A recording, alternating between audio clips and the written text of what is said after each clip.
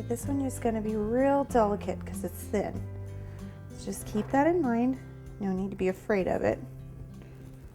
Now, you'll notice that this one actually only borders the white. There's that strip of pink through there.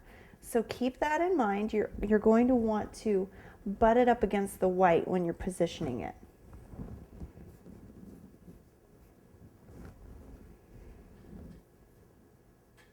Here we go. My suggestion is to kind of put your fingers, as much of your fingers underneath it as you can, and just accept the fact that there will be a small amount of stretching. Okay, so get one, if you can get one part laid in, you can kind of work your way around. Okay. Kind of losing my pattern piece, so I'm just going to move it out of the way so it actually doesn't cause me problems, and you can see how it just lays right in.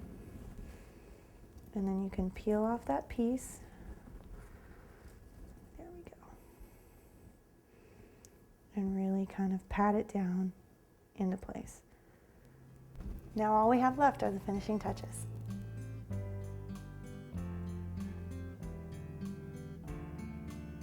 Now you can see I'm just kind of roughly putting these in.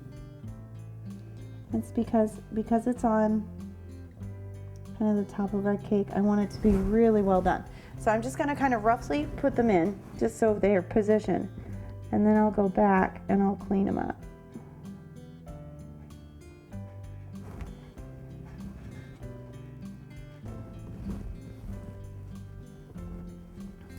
All right, now let's go ahead and get our logo on there.